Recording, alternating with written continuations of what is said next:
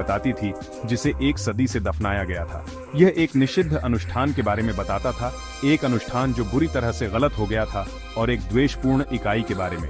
इसे घर की दीवारों के भीतर कैद कर दिया गया था। हवा में भय का स्पष्ट एहसास छा गया। परछाइयां गहरी होती दिख रही थीं, फुसफुसाहट तेज हो गई। घर खुद एक जीवित सांस लेने वाली इकाई जैसा महसूस हुआ। यह उन पर बंद हो रहा था। मीरा पर एक ठंड छा गई, मानो किसी ठंडे मरे हुए हाथ ने उसका दिल थाम लिया हो। जवाबों के लिए बेताब रोहन ने ग्रामीणों की ओर रुख किया।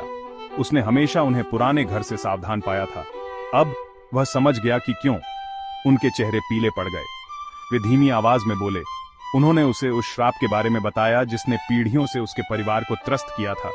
उन्होंने अपने दादा के भूत प्रेत, उनके खतरनाक प्रयोगों और उनके द्वारा किए गए निषिद्ध अनुष्ठान के जुनून के बारे में बताया। एक अनुष्ठान जिसका उद्देश्य एक अंधेरे और शक्तिशाली इकाई को खुश करना था। लेकिन कुछ गलत हो गया था। अनुष्ठान अधूरा था और इकाई को हटा दिया गया था।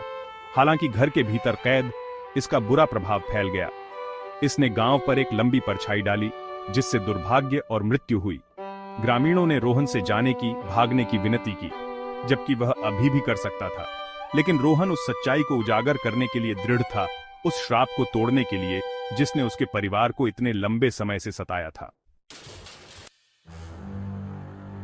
रोहन ने हर जागने का पल अपने दादा की डायरी पर बिताया। उसने फीकी स्याही को समझा। उसने खंडित प्रविष्टियों को एक साथ जोड़ा। उसने उस समय के बारे में सीखा जब गांव को भयानक मौतों की एक श्रृंखला ने आतंकित किया था, और उसके पूर्वज के बारे में जिसने बुराई को रोकने का तरीका खोजते हुए निषिद्ध ज्ञान में प्रवेश किया था। डायरी एक प्राचीन अनुष्ठान के बारे में बताती है जिसे केवल काली संवत्सरा के रूप में जाना जाता है। यह एक द्वेषपूर्ण इकाई को खुश करने का, उसे घर की सीमाओं के भीतर फंसाने का एक बेताब प्रयास था। अनुष्ठान खतरे से भरा था। इसके लिए रक्त बलिदान की आवश्यकता थी, और थोड़ी सी भी गलती अकल्पनीय भयावहता को उजागर कर सकती थी। रोहन को पता चला कि उसके दादा ने आवश्यक सामग्री इकट्ठा कर ली थी।